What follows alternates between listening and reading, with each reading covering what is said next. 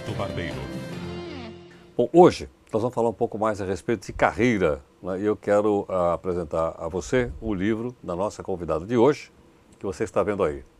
Maria Juliesse é autora do livro O Jogo da Transição, Sua Carreira em Movimento, publicado então aqui pela editora Évora. Maria, vamos falar um pouco então a respeito dos Jogos da Transição, Sua Carreira em Movimento. Bom, quando você fala em Jogos da Transição, significa o quê? Significa que a carreira nunca é estável, ela está no movimento constante, ela está se transformando constantemente. Essa é a visão, não? Essa é a visão. Antigamente, a nossa carreira, a gente construiu uma história dentro da empresa. Nós podíamos construir essa história ao longo de muitos anos numa mesma empresa. Hoje, você precisa se apropriar do seu destino, da sua carreira, e você precisa movimentá-la o tempo todo, senão a vida te movimenta. Então posso entender que carreira hoje não é necessariamente na mesma empresa. É a minha realização profissional, que pode ser em uma, duas, ou até mesmo trabalhando por conta própria. É isso? Exatamente. A carreira é sua e é responsabilidade sua cuidar dela e fazer com que ela se desenvolva de acordo com os seus interesses, vocações, habilidades e com as demandas de mercado. Agora, Maria, como é que eu tenho as rédeas da minha carreira na mão? Se muitas vezes eu dependo do meu chefe ou da promoção da minha empresa, como é que eu faço isso? Primeiro, vocês têm que se conhecer muito bem. Segundo, você não pode ter medo de perder o emprego.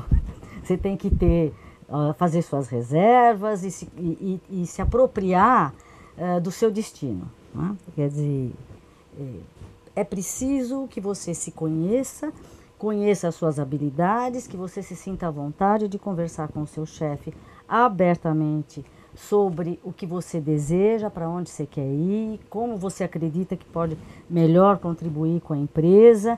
E se chegar um momento que você acha que não dá para contribuir, você honestamente sentar e conversar e negociar a sua saída.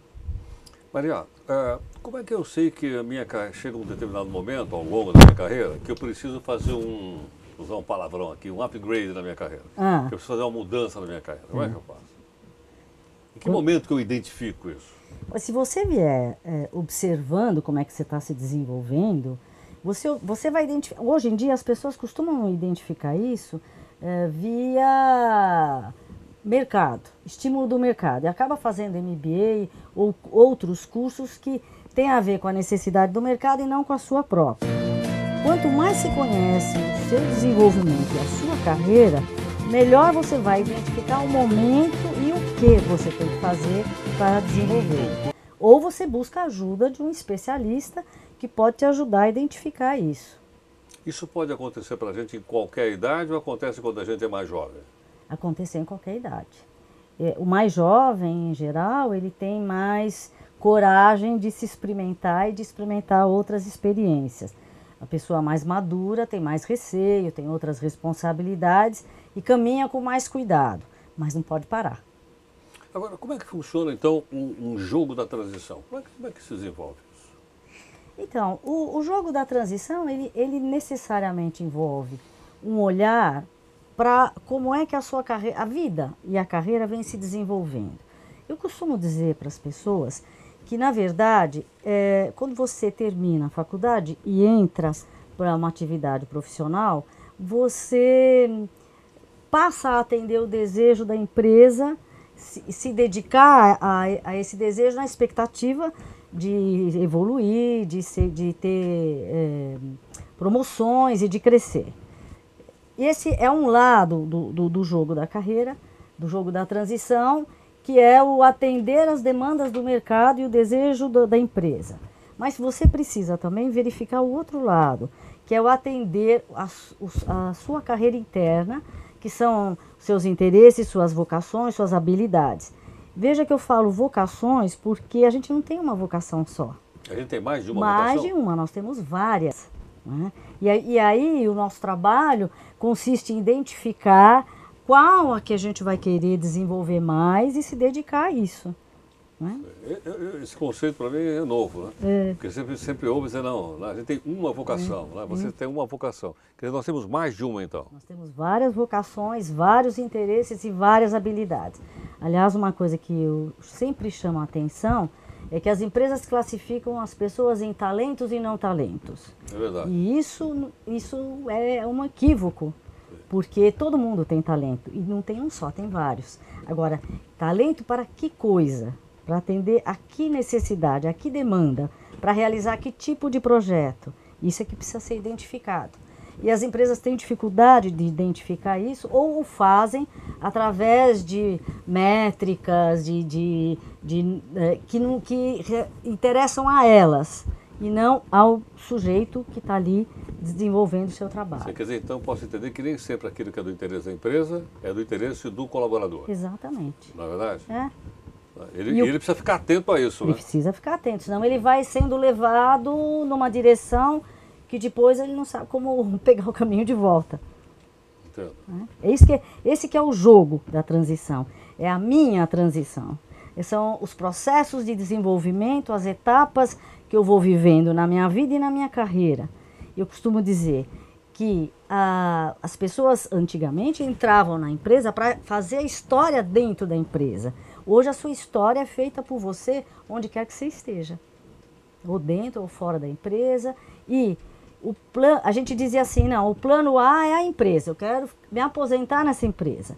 Eu preciso ter planos B, que são alternativas. Quer sair dessa empresa e ir para outra, se por acaso ficar inviável. Isso. E eu inverto isso. Plano A é o meu plano de vida e carreira, é o mais importante, o A é o meu. Que direção que eu quero caminhar, que história eu quero escrever daqui para frente. E o B são as alternativas que eu tenho para chegar lá onde eu quero. Quer dizer, o que você acabou de dizer, de certa forma, subverte. Isso. Não é isso? Não é verdade? Subverte completamente. Quer dizer, eu passo a ser o mais importante, eu estou no centro. Eu sou o protagonista, exatamente. Eu sou o protagonista, né? E não apenas um ator, né, um coadjuvante. Isso mesmo, exatamente. Entendo. Esse que é o ponto.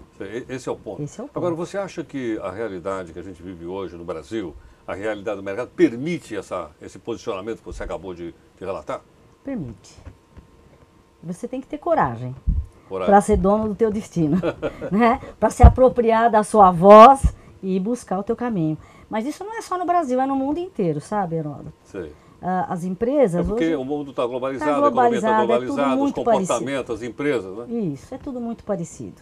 E a gente precisa ter essa coragem mesmo. E precisa, eu acredito sinceramente que o mundo, essa forma de gestão tem que mudar completamente, tem que inverter tudo isso.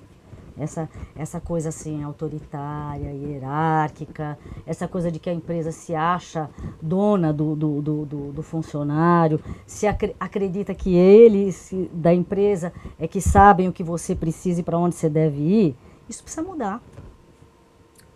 Maria, a Miriam Albuquerque mandou um e-mail aqui no mundocorporativo@cbn.com.br e ela faz aqui uma pergunta. Como posso identificar dentro de mim, das minhas necessidades profissionais, que está na hora de virar o jogo e partir para a mudança? Ou como identificar os sinais de desgaste numa determinada atividade? Então, Miriam, eu acho que assim, o primeiro momento é uma sensação de desconforto. Uma sensação de desconforto, uma experiência de que algo tem que mudar. Você não sabe se é você, se é a empresa, se é o trabalho que você está fazendo. Essa experiência de desconforto é um sinal importantíssimo que você precisa olhar o que está acontecendo com a tua vida e com a tua carreira. É aí que você tem que realmente fazer uma análise mais profunda e mais consistente para poder verificar qual é a próxima etapa, o que você precisa fazer. Eu posso identificar, quando ela pergunta assim, como identificar os sinais de desgaste numa atividade, quando eu fico imaginando, puxa vida, hoje é segunda-feira, eu vou ter que trabalhar, eu vou arrastando o meu chinelo. Estou sofrendo, não quero.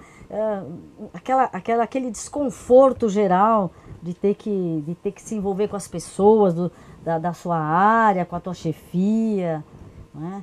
Eu tenho visto com muita frequência que parte do desgaste deve-se principalmente à relação com a chefia e com os pares. Esse é o principal ponto. Não é tanto o trabalho, a carga de trabalho, o volume de trabalho. A carga de trabalho e o volume de trabalho São fatores importantes. Agora, você precisa aprender a lidar com isso. Agora, o que torna o trabalho insustentável é a qualidade da relação que você tem dentro da empresa. Né? Sim. E isso sim vai gerando se há uma expectativa, por exemplo, de que você fique até tarde da noite trabalhando, mesmo que não tenha muito o que fazer, mas faz parte ali ficar, o desconforto está estabelecido, você está se violentando porque não tem necessidade. O ideal é que você fique se tiver necessidade. Né? Mas há uma expectativa, há um clima, uma coisa política que estabelece, que olha de uma forma estranha aquele que sai mais cedo. Tudo isso é que gera um desconforto muito grande. Agora, a falta de transparência. Essas coisas não estão escritas, né? Nada escrito. Nada. O discurso não tem nada a ver com a prática. Nada. Essa coisa da pessoa não te chamar para reunião, você ficar meio perseguido, meio ameaçado, tá sentindo um ambiente esquisito e não consegue identificar claramente porque as coisas não são ditas, nem escritas. Num momento como esse, é bom a gente, como você disse, ter o controle da carreira e continuar essa carreira numa outra empresa ou numa atividade empreendedora. Isso. Quando você está vendo também que o conteúdo do teu trabalho já atingiu o que você queria e você não está vivendo uma experiência de crescimento e de aprendizado, está na hora de mudar. Maria, o Anderson Salles, ele mandou aqui por e-mail uma pergunta a você dizendo o seguinte: como é que um pai pode ensinar ao filho que está na faculdade que hoje na vida ele terá que administrar a própria carreira e não simplesmente entrar numa empresa e desenvolver a carreira nessa empresa? Olha, essa é uma pergunta, Anderson, muito boa, que me permite conversar um pouco com o pai a respeito do jovem. Às vezes nós, pais, acreditamos que nós sabemos o que é melhor para os nossos filhos. Eu não sei o que vai acontecer no futuro. Eu acredito que vai haver uma grande mudança nessa área corporativa, nas relações de trabalho. Então a gente não pode ter verdades absolutas para os nossos filhos, nem para dizer que carreira eles devem seguir, porque o que é uma carreira hoje que promete sucesso, como a mídia tanto estimula, pode não ser amanhã, pode mudar. Então a gente precisa acompanhar os filhos e responder às perguntas que eles fazem à medida em que elas emergem. E o que você pode dizer para ele não é da carreira só, é da vida. Que ele tem que se apropriar da sua vida e pensar que história que ele quer escrever para ele. Isso sim, isso não vai mudar nunca. Né? Agora, ainda nessa linha, o Antônio, também no e-mail que é o mundocorporativo@cbn.com.br, pergunta a Maria: Maria, existe um momento certo para mudar de cargo numa empresa e crescer dentro dela? Qual a importância de se mudar de cargo numa corporação? Né? E ele vai mais além, diz como identificar esse aspecto. Então, o centro da pergunta é: qual é a importância de se mudar de cargo numa corporação? A importância é grande, porque mudar de cargo significa passar para evoluir, aprender coisas diferentes, se desenvolver. Então, é muito importante. Agora, muitas vezes a sua chefia não percebe a necessidade de mudar e nem quer que você mude porque você está atendendo ao que ela precisa. Você precisa identificar a hora de mudar, você precisa ver a hora que você não está mais aprendendo, que esse trabalho já esgotou tudo que podia te ensinar e propor um processo de evolução. Seja na mesma área que você está, seja em outra área. Aí você precisa negociar e saber lidar com a situação politicamente para não criar embaraços e conflitos. É uma delicadeza, mas é muito importante. Sei. Quer dizer, aí nós voltamos então àquela história que você colocou no começo, aquela recomendação de tomar de novo a carreira na mão. Isso mesmo. Né? Porque se eu for esperar o meu chefe, ele tem uma outra ótica. Nada contra, não estou dizendo que a Sim. dele está errado, não é isso? É que ele vê diferente porque é um chefe, na verdade. Mas pode não ser a minha ótica. Né? Então eu devo novamente fazer com as coisas com a minha ótica. Mesmo que isso possa, vamos dizer assim, desagradar algumas pessoas. Exatamente. Essa semana eu tive um executivo que me pediu para fazer um trabalho de coach com um dos seus subordinados que ele queria promover. E a recomendação que ele me fez é que, olha, você precisa prepará-lo, mas prepará-lo para mim. Eu disse, isso eu não posso fazer. Eu estou preparando essa pessoa para ele crescer, se desenvolver, e aí ele te atende melhor. Mas você percebe a sutileza? É mais ou menos como o pai e a mãe dentro de casa, que quer que o filho cresça para ele. Né? Criar o filho para ele e não para o mundo. O filho está sendo criado para o mundo. Se as empresas começarem a olhar por esse vértice de que os profissionais lá dentro estão de passagem e que elas têm como compromisso prepará-los para o futuro deles, não só da empresa, e se elas fizerem isso enquanto eles estiverem lá, eles vão dar o melhor deles, muda tudo. Tem uma outra pergunta aqui, esse é feito pelo Jaime, aqui no nosso e-mail. Trabalho como microempresário desde 93. Penso em voltar ao mercado de trabalho. Não sei se vou me adaptar. E aí ele pergunta, como é que eu posso planejar uma coisa como essa? Trabalha por conta própria. Desde quando? Desde 93. Então ele já tem 10... Tem muito tempo. Tem 10, 18 anos. Então, eu acho que em primeiro lugar ele precisa entender mais profundamente por que ele quer mudar. O que está acontecendo com ele, com a atividade dele, com as escolhas dele que ele quer mudar. E aí precisa avaliar se a mudança é essa mesma. Para você retornar ao mercado corporativo depois de 10, 12 anos, você precisa começar, às vezes, tudo outra vez. Né? Buscar interagir com as pessoas que você conhece, ver que tipo de contribuição você pode dar para uma empresa, que microempresário você é, enfim, se é serviço que você oferece, que tipo de serviço, para poder avaliar mais criteriosamente essa passagem, essa mudança. Ela não é impossível, não, mas precisa ser, primeiro, precisa ver por que você quer mudar.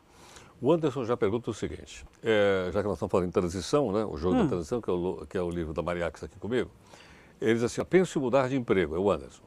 Como fazer essa mudança sem que seja tão estressante e traumática, diz ele aqui? Para não entrar em conflito com o meu chefe e ao mesmo tempo fechar as portas da empresa. Olha, Anderson, você precisa conversar e precisa ser sincero. A gente confunde, às vezes, ser sincero com ser hostil. Né? A gente confunde também essa coisa de ter que agradar sempre. Às vezes as nossas decisões frustram o outro e obviamente desagradam. Agora você pode fazer isso com elegância, com respeito, com cuidado e certamente você vai conseguir. Né? Agora, eu acho importante essa pergunta porque todo mundo acredita que as mudanças e as transições, portanto, elas sempre têm que ser traumáticas. Absolutamente. Se você faz um processo preventivo, vai com calma, espera, não provoca desconforto, conversa, negocia, tudo pode ser diferente. Não precisa ser necessariamente. Precisa ser de uma maneira brusca essa transição? Não precisa, de jeito nenhum. Aliás, eu acho que assim como a gente cuida da nossa saúde física e faz check-up, a gente deve cuidar da nossa saúde profissional e fazer check-up de carreira. Para se preparar, para ver se tem que mudar. E se tiver, você montar a estratégia que você vai usar para ir buscar outra oportunidade ou para negociar essa saída com a sua chefia. Toda a saída que é negociada antes, ela é muito mais vantajosa e menos sofrida. Para todo mundo. Para todo mundo? Para todo mundo. Então posso entender que a mudança não é brusca, ela necessariamente é um rompimento com o passado ou não? Não. Não? Não. Pode ser um processo de transformação, um processo de evolução, né? A mudança para um cargo melhor é um processo de evolução e você não está rompendo nada com o passado. Agora, é preciso que você perceba o que você precisa deixar do passado para trás e o que você precisa levar na próxima caminhada. Porque não dá para carregar tudo nas costas. Né? Então, você precisa aprender a esvaziar a sua mochila. Tirar as pedras que você não vai usar lá para frente. Maria, então, na minha carreira eu tenho que fazer o quê? Uma linha da minha carreira? Um mapa da minha carreira? Isso. É isso? Isso. comecei tal, estava fazendo isso, e tanto, trabalhei em tanto. Isso, e não é só a coisa tipo curricular, Sei. mas é assim, como é que eu me sentia fazendo isso, que naquele ano, que fato foi o mais fundamental para mim, onde eu me senti mais confortável, e você vai fazendo ano a ano e vai vendo que tem um fio condutor que mostra o que aconteceu e por que você fez certas escolhas. Eu tive uma moça que eu atendi, que ela era uma grande advogada, e ela saiu da empresa e não queria mais trabalhar da empresa e não sabia com o que trabalhar. Quando nós fizemos a linha da vida da carreira dela, nós percebemos que desde muito jovem, toda vez que ela encontrava um momento de sofrimento, ela passava a fazer algum curso que tivesse voltado para a arte, isso era uma coisa comum, frequente. E aí nós começamos a perceber dentro da arte o que é que a interessava, para aí ela poder escolher uma nova carreira. Então, o que aconteceu ao longo da sua vida, o que foi importante e marcante e por que foi tão marcante? Aí, não só da carreira, mas da vida pessoal também. Quando a gente faz a história da carreira, a gente faz também a da vida. Entendo. Quer dizer, é muito mais do que apenas um currículo. Isso. Estudei aqui, estudei ali, fiz isso, não é isso? Exatamente. Muito mais. Com isso você é a tua biografia. Biografia. Com isso você acha que a gente teria muito mais instrumentos para poder avaliar, então, como é que eu estou na minha situação presente, não é? Se eu estou confortável, se é exatamente aquilo que eu quero, se eu estou me realizando. Exatamente. Ou para dizer, olha, não, eu preciso começar agora um processo de mudança. Porque mudança é um processo, né? É um processo. Na verdade, é um processo, quer dizer, ele tem uma dinâmica, na verdade? Sim. Primeiro eu manifesto o desejo de mudar, depois eu preciso ver quais são, né, os requisitos que eu preciso para mudar. Antes de manifestar o desejo, eu tenho um desconforto que eu não sei de onde vem. Depois eu percebo o desejo de mudar e depois eu tenho que fazer todo o projeto de mudança. Entendo. Tem que fazer um plano. Quer dizer, essas coisas, então, também não são feitas assim no meu momento de raiva. De jeito nenhum. Né? A raiva é má conselheira. Não é verdade? É verdade. No momento de raiva, não, eu vou romper com tudo isso, amanhã, não é assim. Né? Não, de jeito nenhum. Esses momentos de raiva atrapalham muito a percepção do que é que está gerando o desconforto. É preciso olhar. Às vezes você está com raiva de você mesmo, porque demorou para perceber, porque não se adapta. Calma. Por exemplo, perdi 10 anos da minha vida aqui, poderia estar fazendo outras coisas. Não perdeu nada. Sei. Você investiu o teu tempo de uma determinada maneira. Eu acho que é muito importante frisar para os teus ouvintes o seguinte, é no trabalho que a gente investe o que a gente tem de melhor. Nosso tempo, a nossa energia, nosso afeto, né? Nosso conhecimento, a nossa experiência. Então, você vai investir muitos recursos. Então, você precisa saber escolher direito o que você vai fazer. E quando você quiser mudar, precisa saber direito para que direção você quer andar. Agora, você insistiu também que essas mudanças as pessoas precisam ter coragem. Né? E não vende no supermercado. Já fui no supermercado, não vende coragem lá? É verdade. Coragem, determinação não vende. Não vende. Não é verdade? Como é que eu crio essa coragem para ela?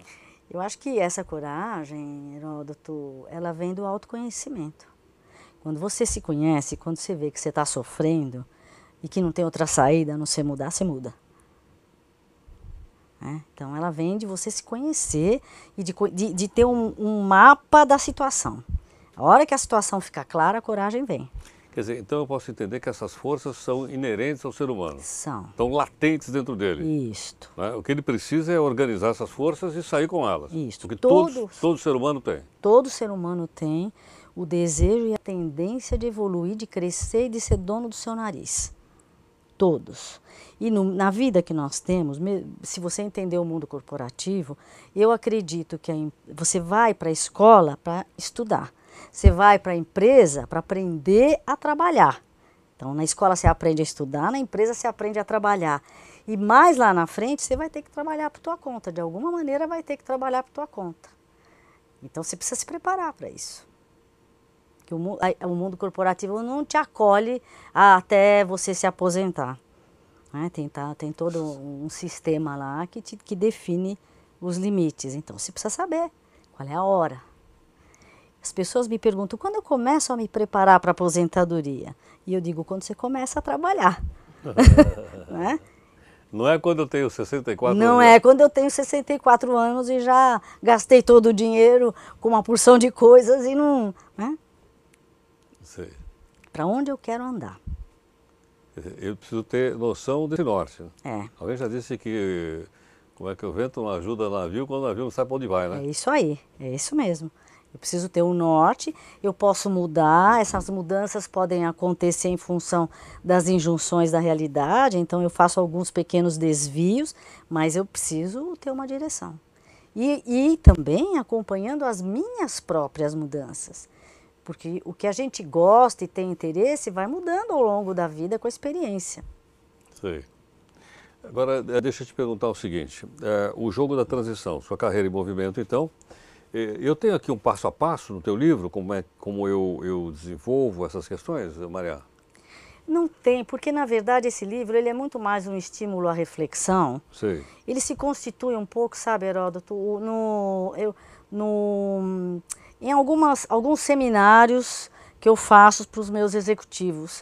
Então, o que eu acho que é importante, que consta no livro, que ajuda o leitor, é assim, ele mostra como é que a carreira cresce e se desenvolve e conta experiências de executivos que estão nesses diferentes processos. Sim. Isso, de alguma maneira, primeiro, o leitor se identifica com aquele profissional. Segundo, ele começa a olhar como é que a carreira dele cresceu e identificar as patologias de carreira ou da empresa. E aí ele começa a perceber, a se conhecer melhor. Ele é estimulado, esse livro é um estímulo à reflexão e à busca do autoconhecimento para poder estruturar melhor a carreira. Então ele tem como a carreira cresce, mas não tem assim uma receita pronta, ó, faça isso que vai dar tudo certo. Tá certo. Bom, Maria, queria agradecer então a sua gentileza em participar conosco aqui hoje do Mundo Corporativo. Estou vendo que o livro também tem aqui mais jogo interativo no site. Isso. No site da editora, o leitor pode encontrar toda a fórmula de como brincar um pouco, porque é uma coisa lúdica, para estruturar a sua linha da vida da carreira. Tá certo. Bom, Maria, você também trabalha junto com o José Augusto Minarelli, não é isso? Isso mesmo. Né? Que aliás tive até a oportunidade recentemente de encontrar o lançamento do livro daqui da editora Globo, que é o Crise Corporativa, etc. e tal. Bom, muito obrigado aqui pela sua participação conosco. Eu que agradeço, muito obrigada. Obrigado, Maria.